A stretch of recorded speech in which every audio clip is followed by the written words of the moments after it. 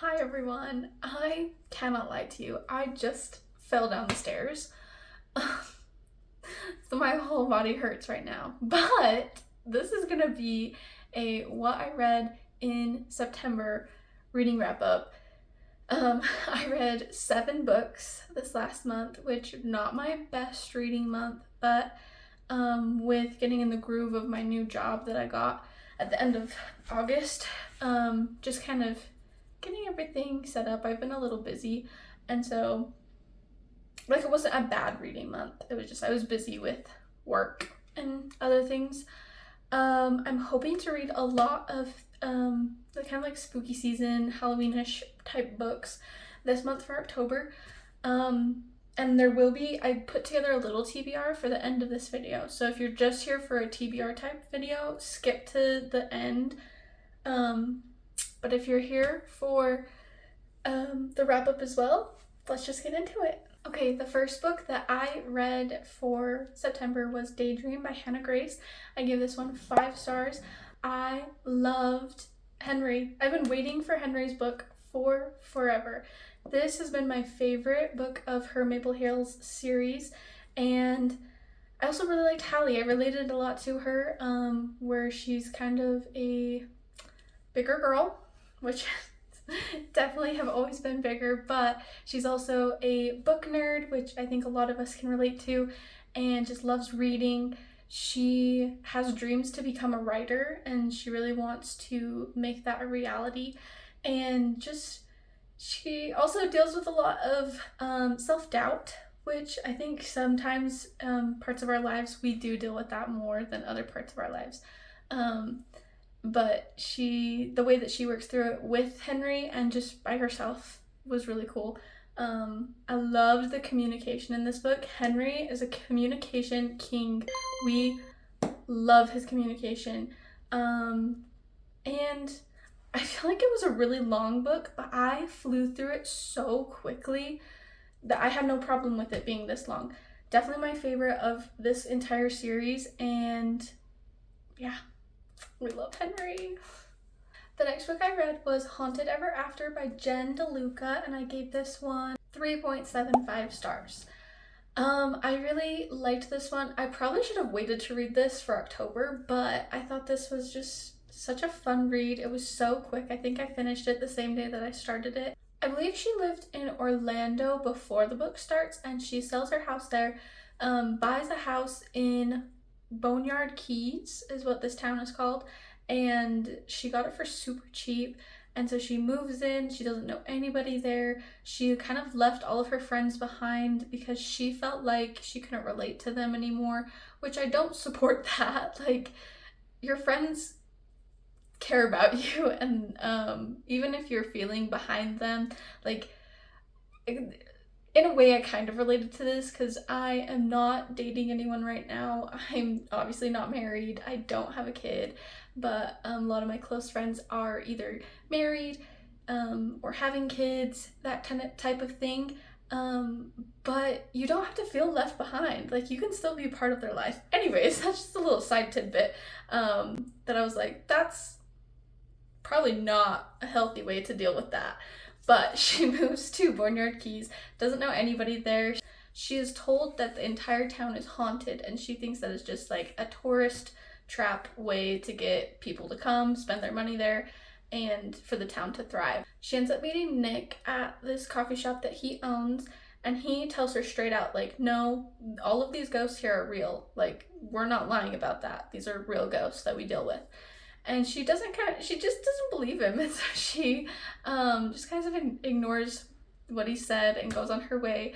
But the more that she gets to know him and the more time that she spends in her house, she comes to realize, like, maybe this is actually a real thing and it actually is haunted. So kind of just a little romance with Nick, and which is really fun. But also the haunted house aspect and the haunted town. It was a really easy and quick read.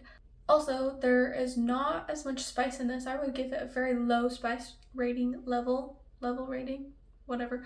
Not a lot of spice. I think there was only 1, maybe 2 scenes that you could just kind of flip through the pages and get past that if you're not a big spice lover. So this is a more clean little romance, kind of ghost fun read for October if this is something that sounds good to you. And next I read The God of the Woods by Liz Moore. This one I read trying to start a book club where I live. We have yet to meet and discuss this book, which we were supposed to do like 2 weeks ago, but we're having problems. You guys don't need to know about this, but we're having problems finding a time and a day that works for everyone. So if you have any suggestions, if you've done a book club, of how to make that work, please let me know in the comments, because I will take any suggestions at this point of how to find days that work best for everyone in our book club. But this is the book that we picked for that. It is about a girl who goes missing during summer camp, and turns out that her brother actually went missing, not at summer camp, but on that same property in that same area 15 years ago. And just kind of if they're connected, and so the cops show up, and there's kind of like this mystery of where did the boy go years ago, her brother, and where did she go? And if someone is specifically targeting their family, or if this is just like a weird coincidence, that type of thing. And it's in the point of view of a lot of different people. We get the main detective, her point of view, we get the mom's point of view, we get some of the campers' points of view, a camp counselor's point of view, all the different POVs.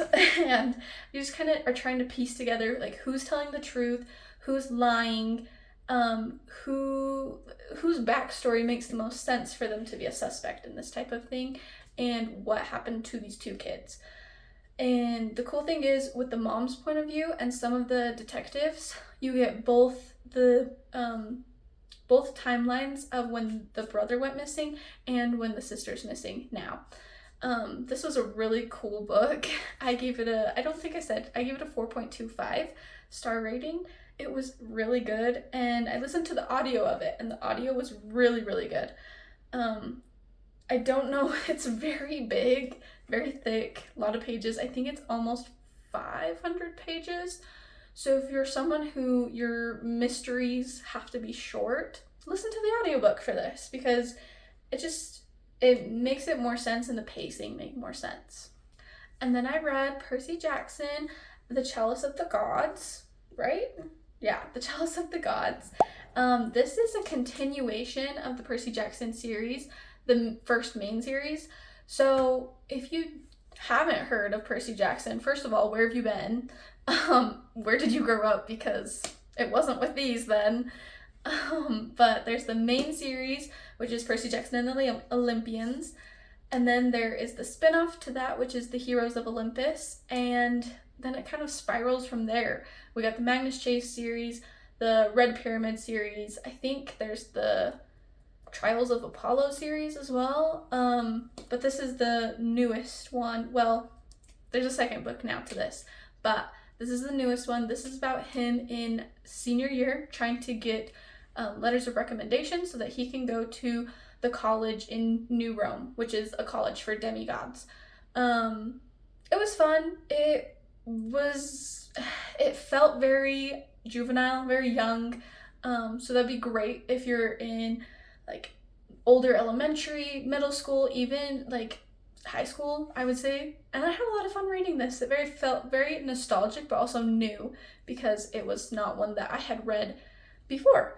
And so it was good. I gave it a 3.75, and I just bought the second book to it. So I will be reading the rest of this series. I cannot say enough good things about The Lost Bookshop by Evie Woods. This book was so good. I gave it a 4.75 star. It was so close to a 5-star read for me. This book takes place in Ireland, and Martha has just left her husband for reasons that we find out later, and she is now working as a maid for an older lady in a house in Ireland, in just a different town than she lived in before. Henry is from America, but he is studying literature, and first edition copies really pull his interest, or lost copies of manuscripts. and he's actually looking for a bookstore that Opaline, one of our other characters that we get flashbacks of, he's looking for a bookstore that she used to own, and he gets told there was never a building where her bookshop is supposed to be, because there's not a building there anymore. It's an empty, vacant lot with dirt. And he gets told that there was never a building there. But he has documents and pictures that prove that there was a building there at one point. And so he doesn't give up. The empty lot is right next to where Martha works and lives, because she lives just in the basement of the house that she is a maid at. And so they kind of start working together. Martha doesn't trust him very much. She isn't sure what he's actually here wanting to do. And so she is very wary of him at first. But Henry likes her straight off the bat. Like, he thinks she's kind of cute, actually. He really, definitely he falls first type vibes. But they kind of work together to see where this bookshop went that he's trying to find. And then we also get flashbacks of Opaline and her story and how she came to own this bookshop that they're trying to find, and just her life in general. And there's a bit of magical realism to it. Martha's room in the basement actually starts growing a tree and bookshelves, and books just start popping up onto these shelves that this tree is growing. And it's just a very interesting mystery type read with a little bit of magic and a little bit of all that kind of stuff. I really liked it. I listened to the audiobook for about half of it, and that was really good. And then I had to read the rest of it so fast because I was just like, I need to know what happens. But it was really, really good. I finally finished this book. Started and finished it this month. It's so big. But it was really good. The Ashes and the Star-Cursed King by Carissa Broadbent, and I gave it 4 stars. It was really good. I read most of this on Kindle because I think my arms would fall off if I held this and read it the entire time. It was good. It was a good continuation of it. I feel like it was much more political based and politically driven through the plot. With there just being new people in power from the first book, and how the politics are affecting our main 2 people, Aurelia and Rain, and how they're kind of navigating these politics, and how they're navigating each other, basically. Lot of stuff happens in the first book that if I mentioned anything, it would spoil the first book. It was a good continuation. I am excited for the next book that's coming out. So the cool thing about this series that Carissa Broadbent is doing is she is doing duets, but it's going to be a 6-book series. So the POVs will change after this book, since we have the first book in Rain and Aurea's POV and this book, and then the next 2 books will have different main characters, which I believe it's going to be Rain's cousin, if I remember being told that correctly. But it'll be interesting, and I'm excited to see kind of how this world keeps progressing. And then the last book I read in September was The Fake Mate by Lana Ferguson. I thought this was a good one to end the month off with and kind of get into spooky season, because our 2 main characters are werewolves. So this one was very spicy. So if you're not a fan of spice, this is probably not the book for you. But I gave this one a 3.5 star, and it was good. Their banter was really good. Their chemistry off the charts. They're both doctors in this hospital, and he is an alpha.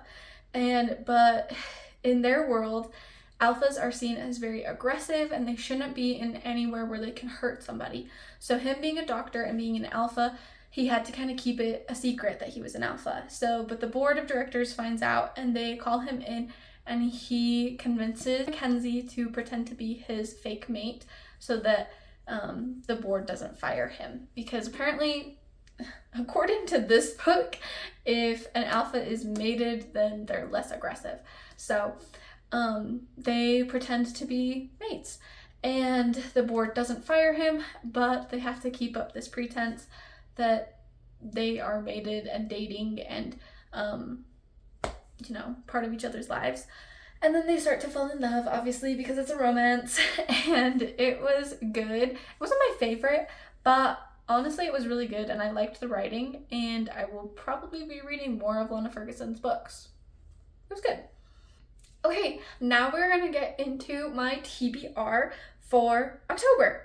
So I wanted a mix of spooky slash thriller slash just kind of fantasy type books. I picked out 5 or 6 books that kind of embody all of those things a little bit, and here they are. So first off, we have Legends and Lattes by Travis Baldree. As you can see, it's definitely a fantasy book. I don't know a ton of what it's about, but I've heard a lot of people like this book, so we're gonna give it a try, and it feels very October-y, fall fantasy, cozy fantasy type thing. Also, I took my dust jacket off this because I wanted to start reading it. I already put my bookmark in here and everything, but Wisteria by Adeline Grace. I'm so excited to read this. This whole series gives me fall vibes for sure, 100%. The first 2 books are Belladonna and Foxglove. Absolutely love them. I actually think I gave both of them a 5-star. So I'm so excited for this, and I got a special edition one, a first edition, I guess I should say. I also want to continue, I still haven't taken the plastic wrap off this, but I want to continue the Girl from the Other Side series. This is volumes 4, 5, and 6, and these are just beautiful books, and so I'm so excited to kind of go more into the mystery and see what else it gets revealed in these books. And then more along a thriller vibe is Middle of the Night by Riley Sager. I bought this and then I heard mixed reviews that some people think that it's too long, very drawn out, but honestly I kind of like that sometimes in a thriller because then it adds to the suspense.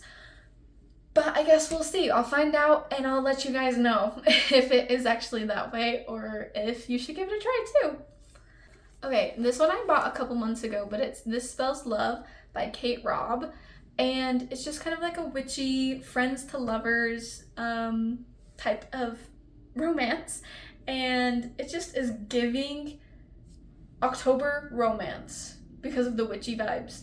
And also this cover is so pretty. I've already showed you guys this before in a video a couple months ago, but I'm so excited to read this. I think it's gonna go by so quick because look how short it is, but I'm excited. The last one that I have that I want to hopefully for sure get to is Misery by Stephen King. I've never read a Stephen King novel before, so I'm very scared to get into it because I'm not sure if I like how he writes. I've heard many people say that they love his books, they love his writing, he writes so good. A lot of people that want to write say that they look to him for inspiration, and he's actually written a book on how to write well. Hopefully I enjoy his writing, and I am excited about this one. I think it's kind of cool that it's about a best-selling novelist and how they are being held captive by one of their book fans. So it'll definitely be an interesting read. I really hope I like it. But it's definitely giving read it in October vibes. / even November because it's like wintry in it. But yeah, I want to read it in October. So that is all the books that I have either read last month or want to read this month. If you guys have any book suggestions for me, please put them in the comments down below because I love just getting book suggestions and building my TBR. I did pretty good this month of reading solely just from my TBR of books I already had. So I feel very accomplished about that. Like, comment, subscribe, all that fun stuff that you guys know how to do. And I will see you guys in the next video. Okay, bye!